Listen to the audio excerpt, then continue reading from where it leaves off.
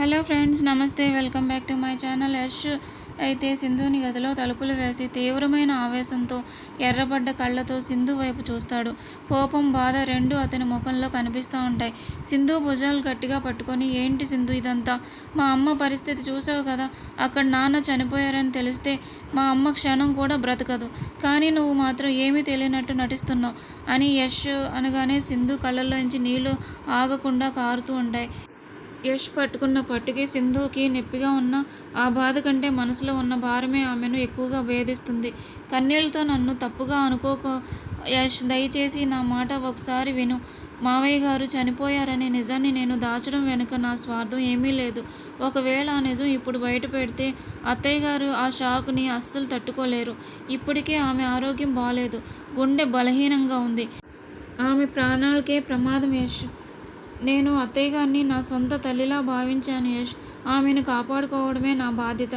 అందుకే ఈ నిజాన్ని నా గుండెల్లో దాచుకున్నాను యష్ అని ఏడుస్తూ యష్ చేతులు పట్టుకొని బ్రతిమలాడుతుంది. సింధు మాటల్లోని బాధ, ఆమెకు అమ్మ మీద ఉన్న ప్రేమను చూసి యష్ ఒక్కసారిగా మౌనంగా ఉండిపోతాడు. సింధుని అంత మాట అన్నందుకు యష్ లోపల పశ్చాత్తాపడుతూ ఉంటాడు. తలదించుకొని వెనక్కి అడుగులు వేస్తూ ఉంటాడు. నన్ను క్షమించు సింధు. ఆవేశంలో నిన్ను చాలా మాటలు అనేశాను. కానీ మా అమ్మకు నిజం ఎప్పటికైనా తెలియక మానదు కదా. మధు ఎప్పుడూ అమ్మ చుట్టూనే తిరుగుతూ ఉంటుంది. ఏ క్షణంలోనైనా ఈ నిజం బయటపడితే అప్పుడు అమ్మ పరిస్థితి ఏంటి? నాకేం తోచడం లేదు సింధు అని తలపట్టుకొని మంచం పైన కూలబడతాడు.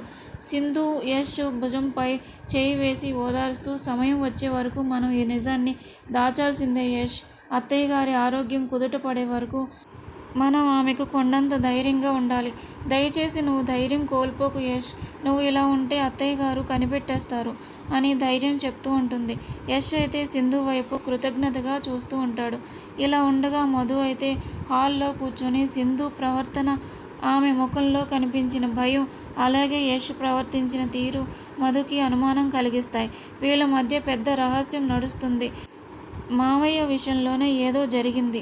ఎలాగైనా ఆ నిజాన్ని నేను కనిపెట్టాలి.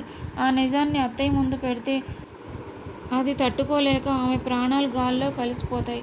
అప్పుడు ఈ ఇల్లు, ఆస్తి అన్నీ నా కూతురివే అవుతాయి. సింధు కూడా ఈ ఇంట్లోంచి శాశ్వతంగా బయటికి వెళ్ళిపోతుంది అని అయితే కుట్ర పన్నుతుంది మధు.